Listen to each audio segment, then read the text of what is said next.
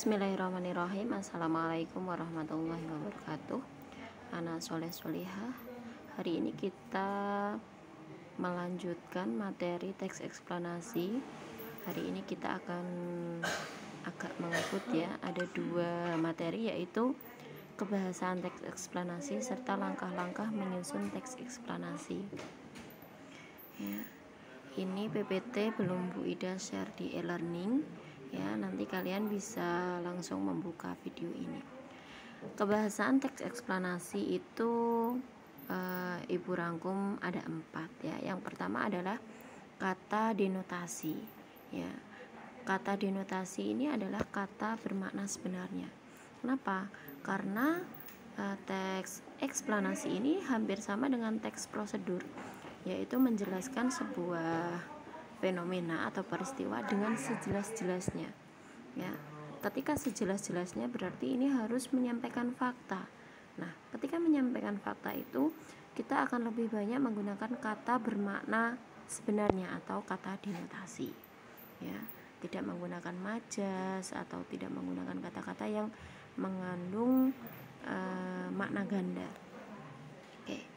Kemudian selanjutnya yang kedua adalah konjungsi kausalitas, yaitu konjungsi yang menyatakan hubungan sebab akibat. Ini ditandai kata sebab, karena, oleh karena itu, oleh sebab itu, sehingga, hal ini menjadikan, seperti itu. Ya, biasanya ada kata-kata kunci itu. Nah, kenapa konjungsi kausalitas ini muncul? Nah, karena di bagian deretan penjelas, yaitu struktur kedua yang kemarin kita diskusikan, ya, ini penulis akan menjelaskan mengapa, ya, menjelaskan mengapa hal ini atau peristiwa ini bisa terjadi. Nah, oleh sebab itu di dalamnya akan muncul kata-kata kunci ini. Kemudian yang ketiga adalah konjungsi kronologis atau hubungan waktu. Ya, sama di deret penjelas, selain penulis mengungkapkan mengapa ini bisa terjadi, ya, penulis juga akan menjelaskan ya bagaimana atau kronologisnya bagaimana, urutan kejadiannya bagaimana. Nah, maka di teks eksplanasi akan sering muncul ya kata-kata kunci lalu, kemudian, setelah itu, pada akhirnya, dan sebagainya yang menyatakan hubungan waktu. Kemudian yang keempat adalah kata kerja pasif. Ya, kata kerja pasif ini adalah kata kerja yang tidak dikenai atau dikenai pekerjaan ya. Contoh terlihat, jadi dia pasif. Ya, berbeda dengan yang aktif. Kalau aktif itu biasanya awalannya ya, menanam, berarti itu kita aktif melakukan. Membuat, nah itu juga aktif.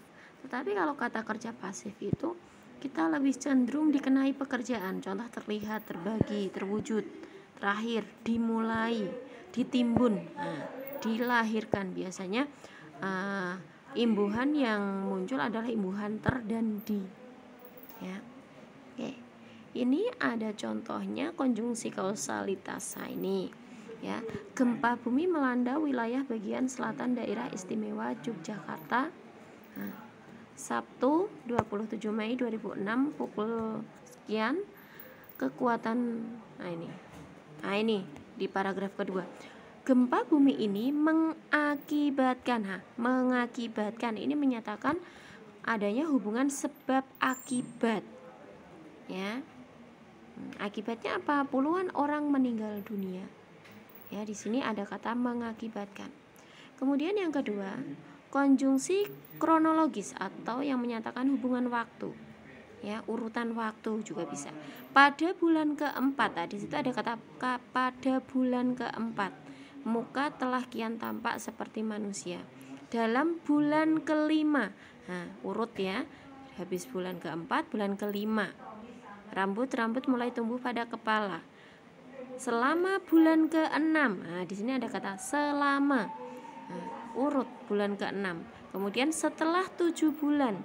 Jadi di sini urut waktu. Ya.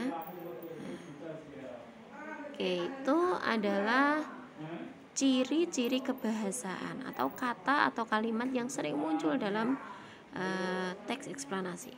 Kemudian Bu Ida lanjut ke langkah-langkah menyusun teks eksplanasi. Nah, ini teks eksplanasi adalah teks yang memaparkan suatu proses peristiwa dengan sejelas-jelasnya. Oleh karena itu, jenis teks tersebut lebih sering menggunakan fakta. Ya, oke. Untuk mengungkap fakta itu, ya, yang pertama kita harus memilih topik. Ya, kita harus mendata topik-topik yang akan dibahas. Nanti kita akan memilih yang menarik. Misalnya, kita ada kejadian ini, surat petisi yang sekarang lagi booming, ya, surat petisi Saiful Jamil. Nah, kenapa itu bisa terjadi? Nah, ya, kalian bisa menentukan atau memilih topik tersebut. Kemudian menyusun kerangkanya, ya, mulai dari awal, ya. Ini kalian catat poin-poinnya sampai akhirnya mengerucut sampai terjadi atau muncul petisi, ya, petisi yang melarang Saiful Jamil itu melakukan atau tayang di televisi, ya, seperti itu, ya. Kemudian dari kerangka itu kita kembangkan, ya, kembangkan menjadi kalimat-kalimat yang jelas, ya. Juga jangan lupa memasukkan unsur-unsur ini, paragrafnya harus terutama di bagian deret penjelas ada kausalitas dan kronologisnya, urutan kejadiannya, ya. Kemudian yang terakhir, ini yang paling penting supaya bacaan atau tulisan kita bagus. Itu Bu Ida salah ngetik ini, ya. Ini Bu Ida tadi belum melakukan koreksi, ya. Menyunting harusnya, ya. Menyunting teks, yaitu mengoreksi bagian isinya sesuai topik tidak, ya, atau ada kalimat-kalimat yang keluar dari topik. Terus strukturnya sudah ada 3 belum, ya. Identifikasi fenomena, deretan penjelasnya ada tidak, ya. Terus interpretasi dari penulis atau penutup, ya, atau ulasan dari penulis ada tidak. Kemudian kebahasaannya, ya, kebahasaannya ada enggak kalimat-kalimat yang rancu. Nah, kemudian ini yang paling penting yang biasanya tidak diperhatikan, yaitu bagian ejaan dan tanda baca. Nah, kenapa ini penting, ya? Ini sangat mendukung kalian menulis. Sebagus apapun kalian menulis atau tulisan kalian itu bobotnya Ibu nilai 100 lah. Tetapi ketika ejaannya, huruf kapitalnya keliru, tanda bacanya keliru, maka yang terjadi adalah, ya, pembaca akan bingung, ya. Pembaca akan bingung. Makanya Bu Ida mewajibkan kalian literasi buku PUEBI, Pedoman Umum Ejaan Bahasa Indonesia. Itu gunanya untuk ini, ya, membangun atau mengembangkan keterampilan menulis kalian. Ya, sampai di sini dulu, ya. Nanti untuk tugasnya hari ini akan Ibu share di grup WA atau e-learning. Terima kasih. Afwan jika ada salah. Wassalamualaikum warahmatullahi wabarakatuh.